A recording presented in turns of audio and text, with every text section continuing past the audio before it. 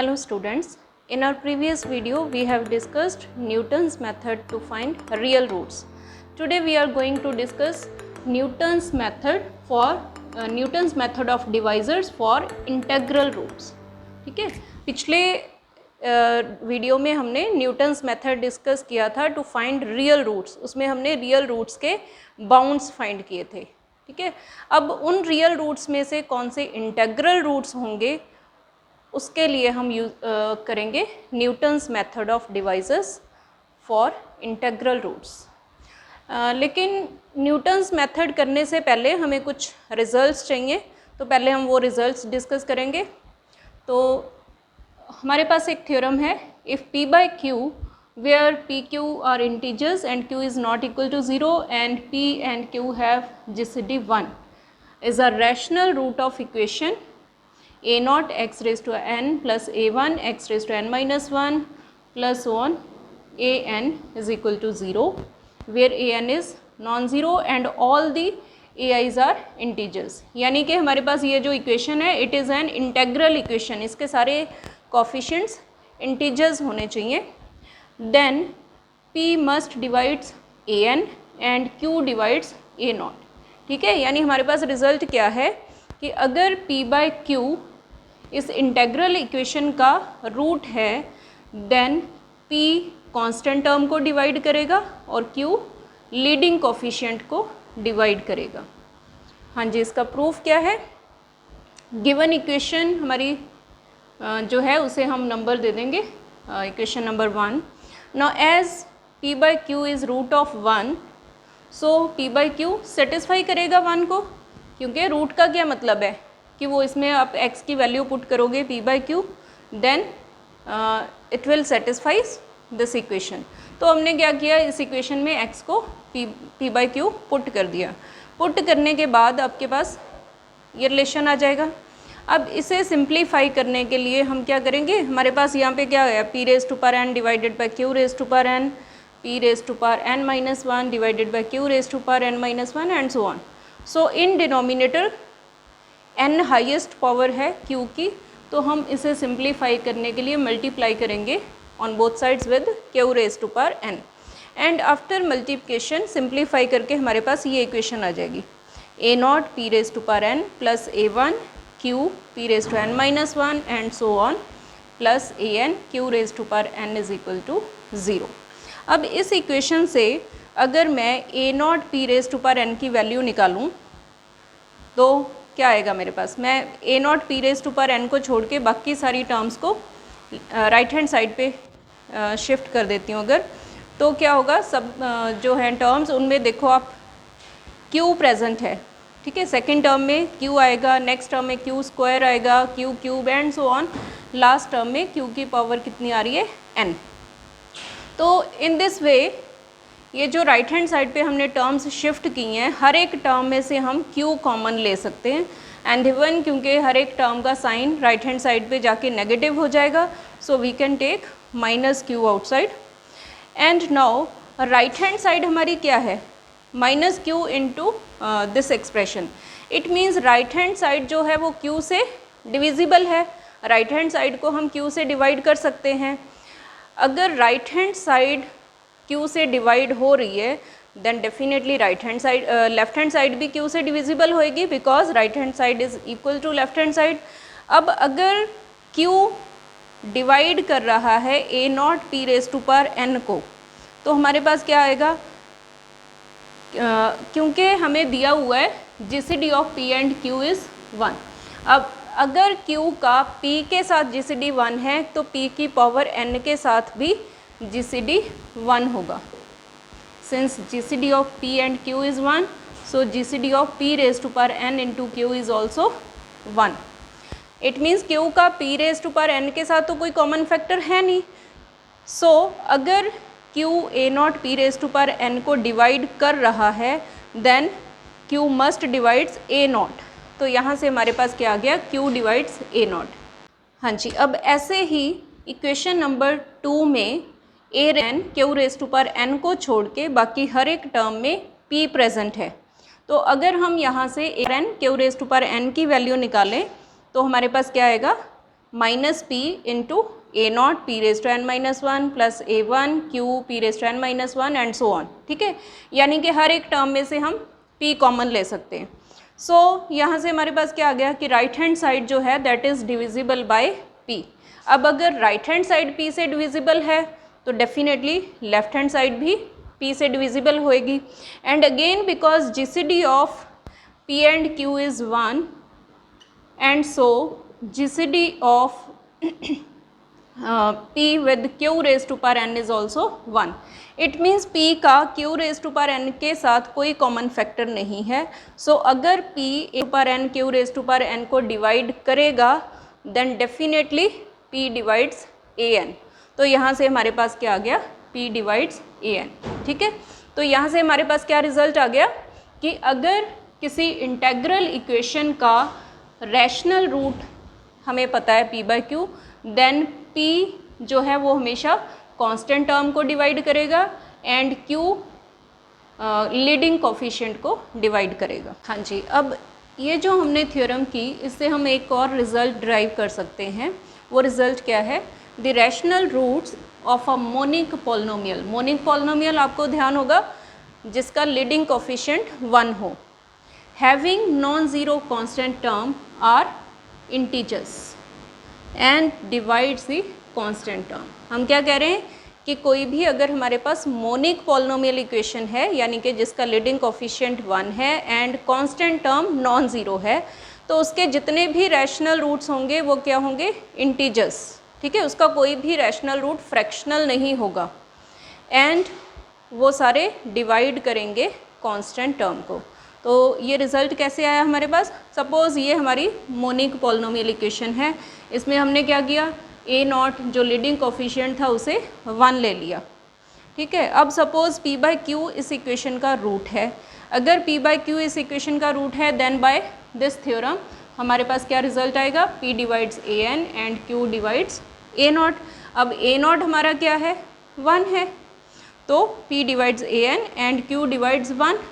लेकिन अगर q 1 को डिवाइड कर रहा है तो q के लिए क्या पॉसिबिलिटीज़ हैं, ओनली प्लस माइनस 1। सो हमारा q क्या हो गया, plus minus 1।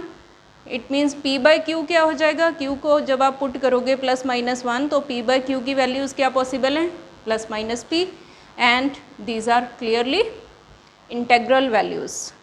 And here p divides an, अगर p डिवाइड कर रहा है an को तो डेफिनेटली माइनस p भी an को डिवाइड करेगा। तो यहाँ से हमारे पास क्या रिजल्ट आ गया कि कोई भी अगर मोनिक पॉलिनोमियल इक्वेशन है हमारे पास तो उसके जितने भी रैशनल रूट्स एग्जिस्ट करेंगे वो सारे क्या होंगे, integers and they all divides constant term. इसके बाद हमारे पास एक और छोटा सा रिजल्ट है, let f of x is equal to 0 be a polynomial equation with integral coefficients and non-zero constant term. If f of x is equal to 0 has an integral root h, then h minus 1 divides f of 1 and h plus 1 divides f of minus 1। यानी कि किसी भी integral equation का कोई integral root अगर हमारे पास है तो उस इंटेग्रल रूट को अगर हम डिक्रीज़ कर दें बाय 1 तो वो f ऑफ 1 को डिवाइड करेगा, और अगर हम उस रूट को इंक्रीज़ कर दें बाय 1 तो वो f ऑफ माइनस 1 को डिवाइड करेगा। तो ये रिज़ल्ट जो है इसे भी हमने यूज़ करना है आगे न्यूमेरिकल क्वेश्चंस में। तो इसका प्रूफ, as x is equal to h is root of f of x is equal to 0, हमें दिया हुआ है कि h जो है इस इक्वेशन का रूट है। अब पीछे हमने फैक्टर थ्योरम की थी, उसके अकॉर्डिंग क्या है, अगर h इस इक्वेशन का रूट है it means x minus h divide करेगा f ऑफ x को। अगर x minus h f of x को डिवाइड कर रहा है तो हमारे पास कोई पॉलिनोमियल gx एग्जिस्ट करेगा, so that f of x can be written as x minus h into g of x। अब यहाँ पे अगर हम x को 1 पुट करें तो हमारे पास क्या आ जाएगा, f of 1 is equal to 1 minus h into g of 1। एंड अगर हम x को माइनस 1 पुट कर दें देन हमारे पास क्या आ जाएगा, f of minus 1 is equal to minus 1 minus h into g of minus 1। और इसे हम लिख सकते हैं f of 1 is equal to, यहाँ से हमने माइनस कॉमन निकाल दिया, then it can be written as minus h minus 1 into g of 1।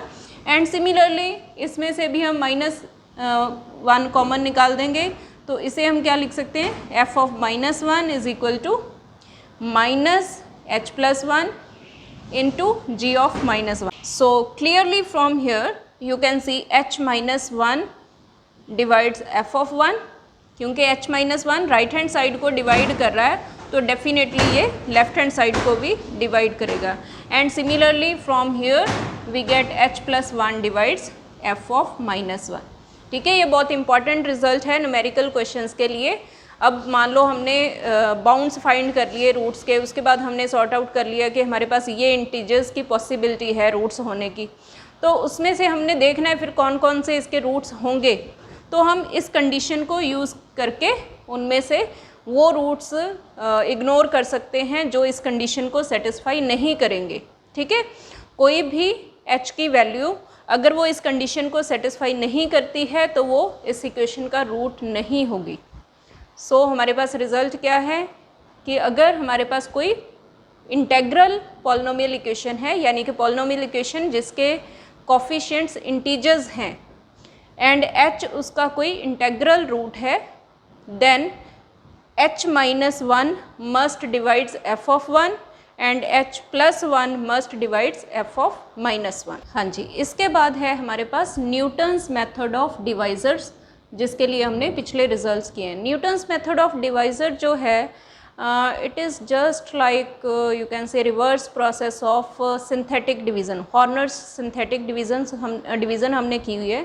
उसमें हम क्या करते थे, जो हमारी इक्वेशन है उसके कोफिशिएंट्स को लिखते थे यहाँ पे, and we write zero in place of missing terms. जो टर्म्स हमारी मिसिंग होती थी उनकी जगह पे हम ज़ीरो लिख देते थे। ठीक है, और उसमें हम स्टार्ट करते थे फ्रॉम लीडिंग कोफिशिएंट, यानी कि हम लिखते थे a0 then a1 and so on.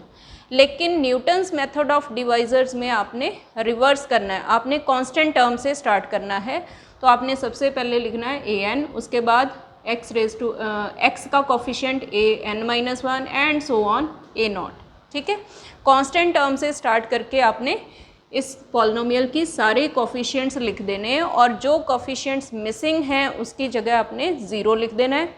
उसके बाद अगर h आपका रूट है इस इंटेग्रल इक्वेशन का, तो आप h से डिवाइड करोगे। डिवाइड इन द सेंस आपने क्या करना है, जैसे आप सिंथेटिक डिवीज़न में करते थे, first coefficient as it is लिख देना है।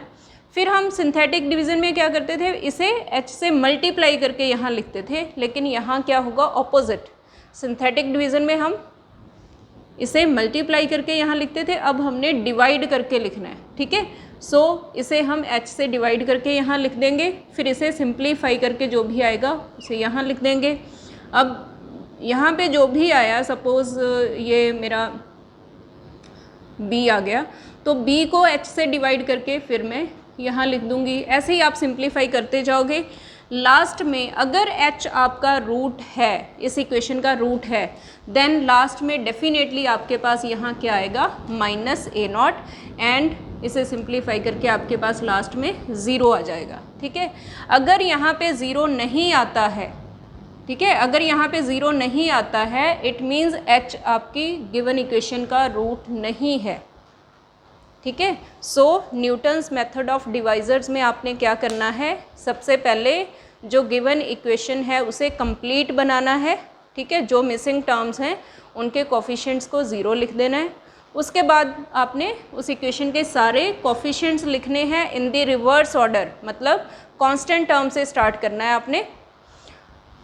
एंड देन यहाँ पे h लिख लेना है, first coefficient as it is नीचे थर्ड रो में लिख दोगे, फिर इस कोफिशिएंट को, कांस्टेंट टर्म को h से डिवाइड करके यहाँ लिख दोगे, इसे सिंप्लीफाई करोगे, इन्हें ऐड करके जो भी आएगा वो यहाँ लिख दोगे, फिर इसे डिवाइड करके यहाँ लिखोगे। सो इन दिस वे आपने आके सॉल्व करते जाना है। अगर h रूट होगा तो यहाँ लास्ट में ज़ीरो आ जाएगा, अगर ज़ीरो नहीं आता तो h हमारा रूट नहीं है। ठीक है, तो ये था हमारा न्यूटन्स मेथड फॉर डिवाइजर्स। अब ये है कि जितने भी आज हमने रिजल्ट्स किए हैं उनकी एप्लीकेशन क्या है, उन्हें हमें यूज़ कैसे करना है, वो हम डिस्कस करेंगे। हाँ जी, हमारा वर्किंग मेथड क्या है। सबसे पहले आप क्या करोगे, make the leading coefficient unity. ठीक है, जो आपको पॉलिनोमियल इक्वेशन गिवन है, अगर उसमें लीडिंग कोफिशिएंट ऑलरेडी 1 है then it is okay, otherwise पहले आप उसके लीडिंग कोफिशिएंट को 1 बनाओगे, यानी कि हाईएस्ट डिग्री टर्म जो है उसके कोफिशिएंट्स को कोफिशिएंट को आपने 1 बनाना है। उसका मेथड हम पीछे कर चुके हैं। उसके लिए हम क्या करते हैं, उसके रूट्स को मल्टीप्लाई कर देते हैं with leading coefficient. Leading coefficient की जो भी वैल्यू है हम उससे मल्टीप्लाई कर देते हैं रूट्स ऑफ इक्वेशन को, तो हमारे पास सिंप्लीफाई करने के बाद लीडिंग कोफिशिएंट क्या हो जाता है, 1। देन स्टेप 2, ठीक है, फर्स्ट स्टेप क्या है, लीडिंग कोफिशिएंट 1 बनाना है। उसके बाद आपने क्या करना है, जो हमने पीछे मेथड डिस्कस किया, Newton's method to find superior and inferior limit of real roots, उसे यूज़ करके आप इंटरवल फाइंड करोगे जिसमें हमारे रियल रूट्स लाई करेंगे। ठीक है, यानी कि आप एक superior limit of positive roots find करोगे, एक superior limit of negative roots find करोगे। अब सपोज़ मेरे पास ये इक्वेशन गिवन है 3x⁴ minus 23x³ plus 35x² plus 31x minus 30 = 0। तो इसके लिए आप चेक कर सकते हो, इसकी superior limit for positive roots 8 आएगी and superior limit for negative roots is -2। So इसके जितने भी रियल रूट हैं वो सारे लाई करेंगे बिटवीन -2 एंड 8। ठीक है, यहाँ पे हालांकि हम डिस्कस करेंगे सिर्फ इंटेग्रल रूट्स। ठीक है, तो ऑब्वियसली क्योंकि इंटेग्रल रूट्स भी तो रियल ही हैं, अगर सारे रियल रूट -2 एंड 8 के बीच में लाई करते हैं तो ऑब्वियसली जो इंटेग्रल रूट्स हैं वो भी -2 और 8 के बीच में ही आने वाले हैं। फिर उसके बाद आपने स्टेप 3 में क्या करना है, write down all the divisors of the constant term and retain only those which lie in the interval found in step 2। हमने क्या करना है, क्योंकि हमने पीछे अभी क्या रिजल्ट किया है कि किसी भी इंटेग्रल इक्वेशन के इंटेग्रल रूट्स जो होते हैं वो क्या करते हैं, कांस्टेंट टर्म को डिवाइड करते हैं। ठीक है, अभी पीछे हमने रिजल्ट किया था कि अगर हमारे पास कोई मोनिक पॉलिनोमियल इक्वेशन है विद इंटेग्रल कोफिशिएंट्स, तो उसके जितने भी इंटेग्रल रूट्स होंगे वो सारे क्या होंगे, कांस्टेंट टर्म के डिवाइजर्स। तो हम क्या करेंगे, जो इसकी कांस्टेंट टर्म है उसके सारे डिवाइजर्स लिख लेंगे।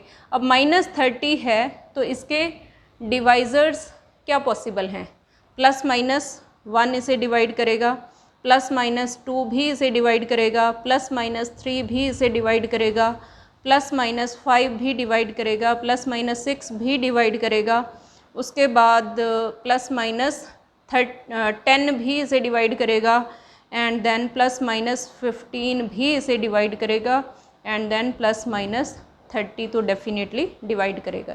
तो ये इतने सारे डिवाइजर्स हैं कांस्टेंट टर्म के, लेकिन उनमें से हमें कौन से डिवाइजर्स रखने हैं, जो इस इंटरवल में लाई करते हैं, क्योंकि हमारा रिजल्ट क्या है कि इंटेग्रल रूट्स कांस्टेंट टर्म को डिवाइड करेंगे।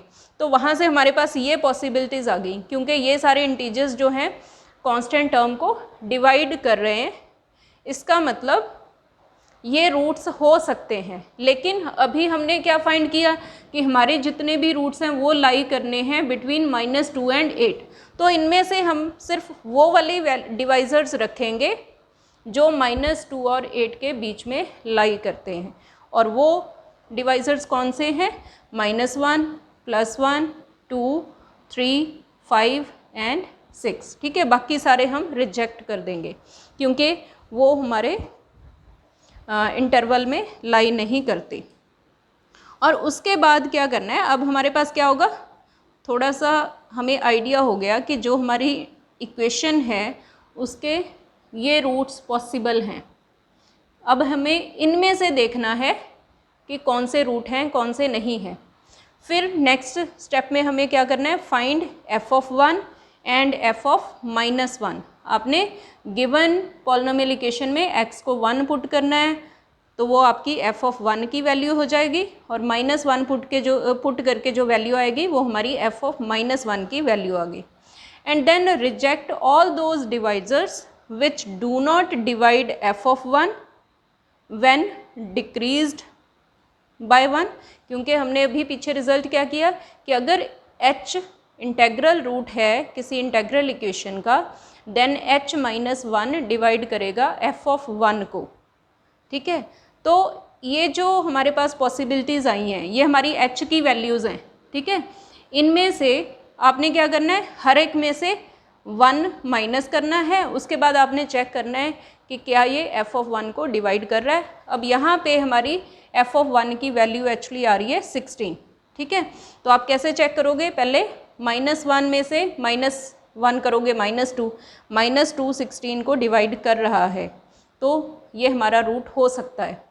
फिर 1 में से 1 सब्ट्रैक्ट करोगे वो 0 आ जाएगा। फिर 2 में से 1 सब्ट्रैक्ट करोगे, 2 माइनस 1 हमारा क्या आ गया 1, वो भी 16 को डिवाइड कर रहा है, इट मीन्स ये भी रूट हो सकता है।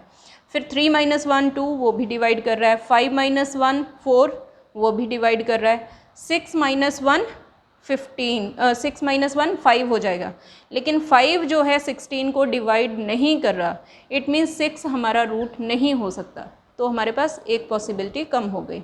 उसके बाद फिर आप वो रूट भी, वो वाले डिवाइजर्स भी रिजेक्ट कर सकते हो जिनमें 1 ऐड करने पे वो f ऑफ -1 को डिवाइड नहीं कर रहे, लेकिन बाय चांस हमारी यहाँ पे f ऑफ -1 की वैल्यू क्या आ रही है 0, तो 0 तो हर एक नंबर से डिवाइड हो जाता है, तो यहाँ से हमारे पास कोई रिज़ल्ट नहीं आने वाला। ठीक है, अगर ये नॉन ज़ीरो होता तो हमारे पास और सॉर्ट आउट हो जाने थे, लेकिन यहाँ से एक चीज़ कंफर्म्ड है कि -1 जो है सेटिस्फाई कर रहा है इस इक्वेशन को, क्योंकि f ऑफ -1 0 हो गया, तो -1 डेफिनेटली हमारा रूट है, तो इस पर आप टिक लगा सकते हो कि ये तो रूट है ही, इसे चेक करने की ज़रूरत नहीं है। एंड ऑल्सो यहाँ से f ऑफ 1 हमारा 16 है, यानी कि नॉन ज़ीरो है, इसका मतलब 1 सेटिस्फाई नहीं कर रहा है गिवन इक्वेशन को, और 1 हमारे पास यहाँ पॉसिबिलिटी में भी था, तो अगर 1 इसका रूट होता तो 1 सेटिस्फाई करता, लेकिन 1 पुट करने पे हमारे पास 0 नहीं आ रहा है, इट मीन्स 1 भी रूट नहीं है। ठीक है, तो इसके बाद हमारे पास क्या पॉसिबिलिटीज़ रहेगी, -1 कन्फर्म्ड हो गया रूट है, लेकिन 2 3 5 इनके लिए अभी कन्फर्म्ड नहीं है, तो उसके लिए आप क्या करोगे, फिर Newton's method of divisors use कर लोगे। ठीक है, तो आप उसके बाद न्यूटन्स मेथड ऑफ डिवाइजर्स किन पे अप्लाई करोगे, ओनली फॉर 2 3 एंड 5। ठीक है, वो मैंने अभी अभी आपको बताया कि न्यूटन्स मेथड के लिए आपने क्या करना है, जो आपकी पॉलिनोमियल इक्वेशन है उसके कोफिशिएंट्स लिखने हैं starting from constant term, and जो मिसिंग टर्म्स हैं उनके लिए 0 लिखना है। देन आप h से, मतलब h आपका अब 2 3 5 है, तो इनमें से कोई भी एक वैल्यू पहले आप लोगे, उसके लिए डिवाइड करके अगर आपका लास्ट में 0 आ जाता है तो वो रूट है, अदरवाइज नहीं है। So in this way we can find integral roots of an integral equation. In our next video, we will discuss some numerical questions related to this method. So, thanks for watching.